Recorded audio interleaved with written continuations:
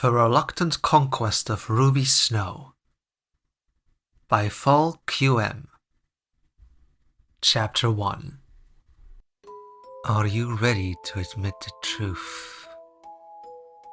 That the world would just be better off without you?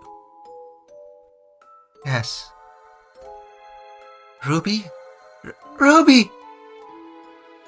I felt the soothing tea seep into my everything. Then nothing but warmth and darkness. For a time I merely embraced the quiet, the peace after every mistake I had made, until the greatest mistake began to hurt so much, but I could not take it back.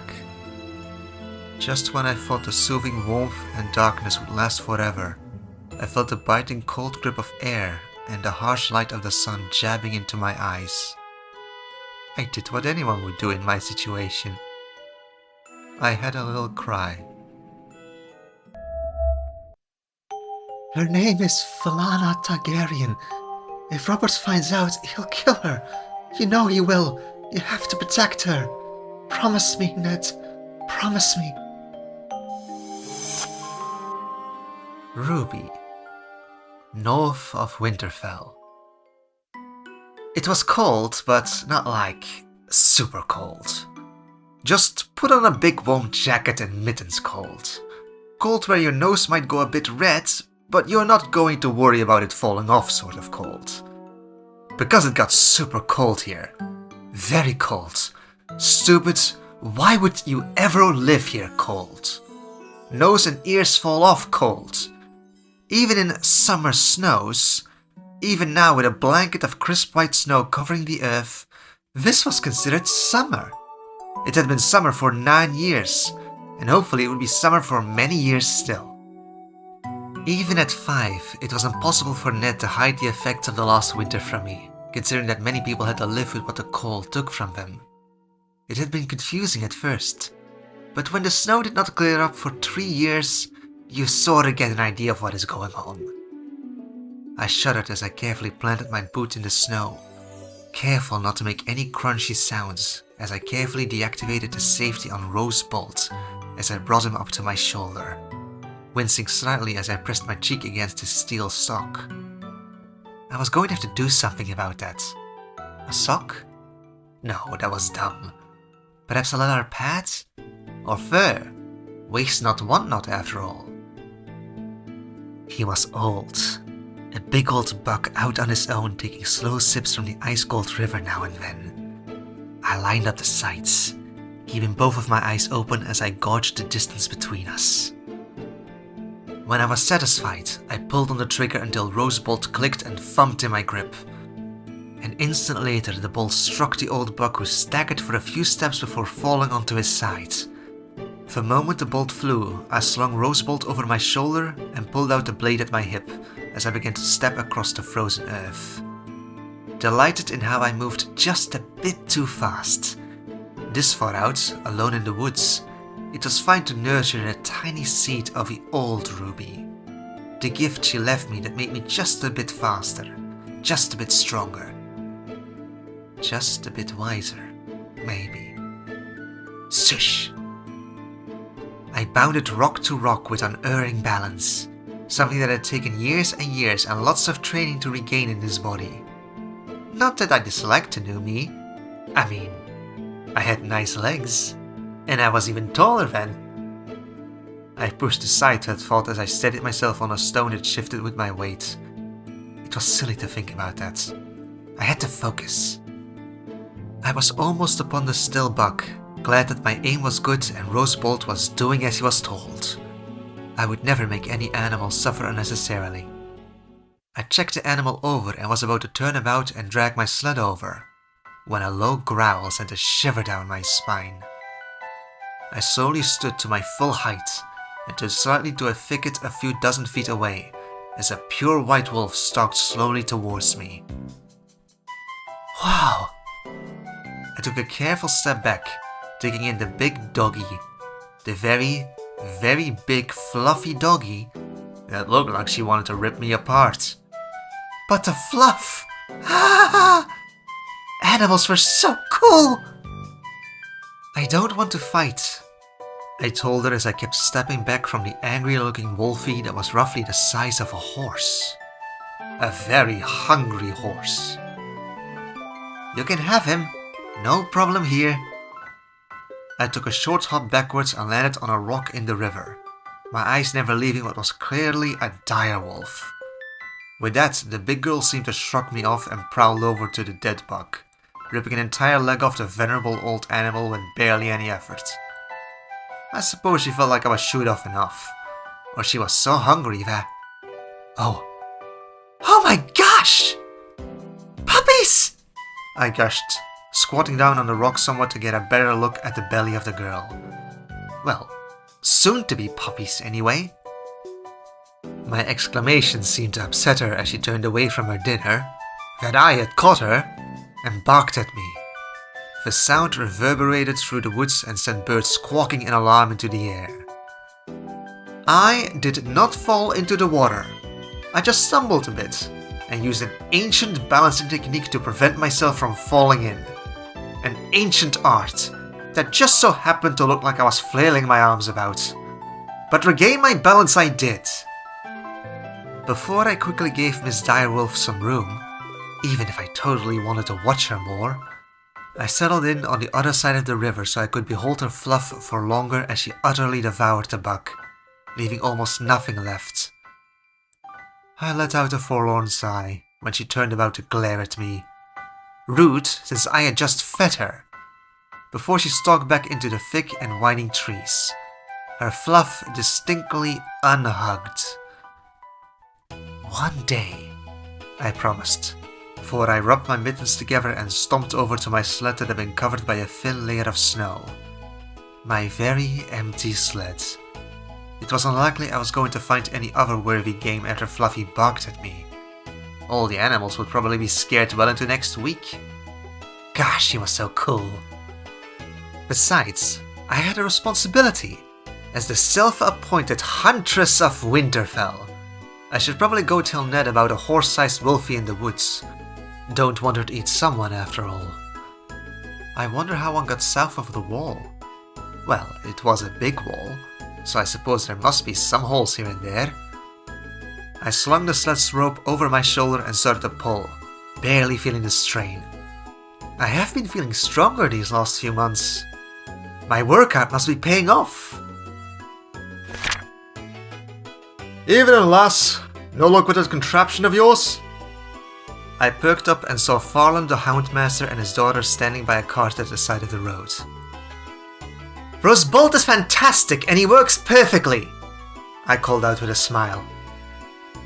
Can't be too perfect when your sled's empty, Farland called back with a grin. It's unrelated circumstances.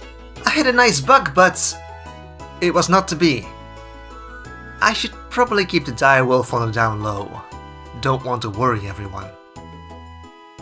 Hello, Ruby, Paula called out before turning back to the cart and fussing over something.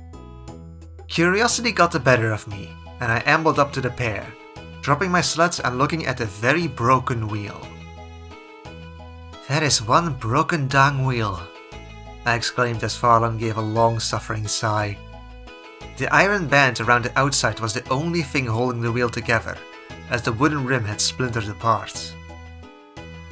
I gave out barely half a mile from Winterfell, he said, looking over at the castle in the distance. You don't have a spare? I asked, and Farland shook his head.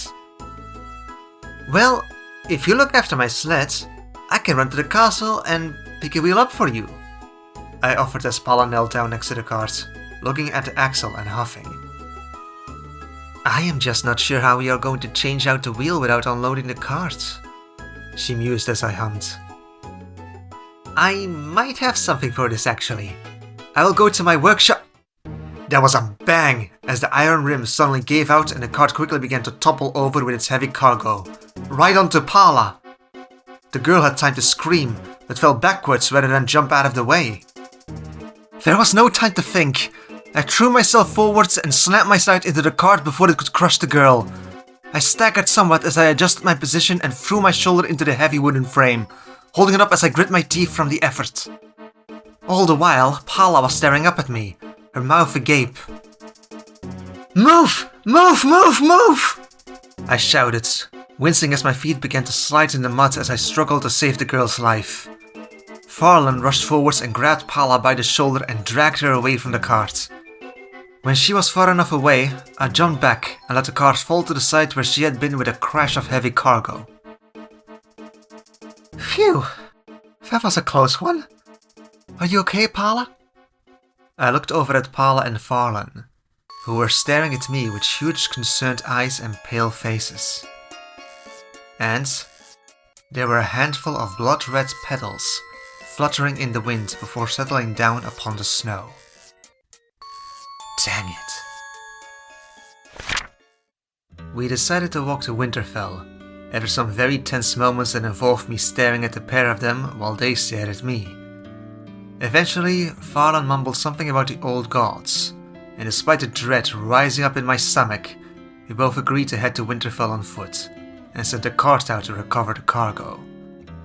I did my best to try to start up a conversation on the way back, but both Farland and Paula had turned utterly monosyllabic, occasionally stealing glances over at me and whispering to each other when I gave them a little wave. I was not too terribly worried about them saying anything.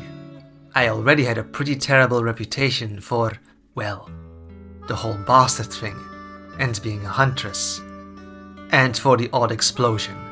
But that was totally unfair, because sometimes making weapons involved a little bit of explosions, and I always made sure that explosions happened inside my workshop, well away from any other buildings. So yeah, besides, Farland and Paula were good people. I was sure I could trust them not to spread baseless rumors about me around the place. I glanced back at them as we approached the gates of Winterfell, and gradually slowed to a stop as they did the same. We were still out of earshot of the guard, who looked about ready to topple over at the end of his shift. Crazy day, right? I looked at the pair of them and at the floor before I opened my mouth to explain. Thank you, Farland said at last, for what you did, for whatever it was you did, lass. I watched him for a moment before I closed my mouth. Dad? Paula prompted, her face pale, but her father just pulled her close to him and looked me in the eye. Known you my whole life, since you were a little monster. You still are, I suppose. Well, not so little now. At least, you did it for my girl. He spoke softly, carefully, far too serious for cheeky old Farland. I don't even know how I even did that. It was now... I held up my hands before he cut me off with a shake of his head. Don't matter now. We are grateful for whatever that was. Thank you, he said with a nod, as if that was that. Thank you, Ruby, Paula said at last with a weak smile. I looked at them for a moment longer before sighing. Thank you too, I guess, and, you...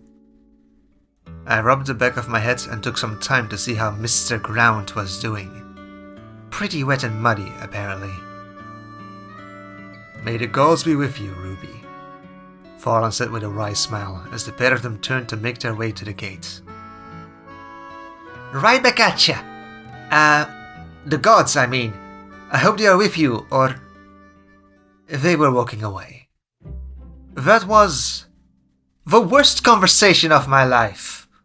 Wait, no, that was probably just the worst conversation of the month. So far.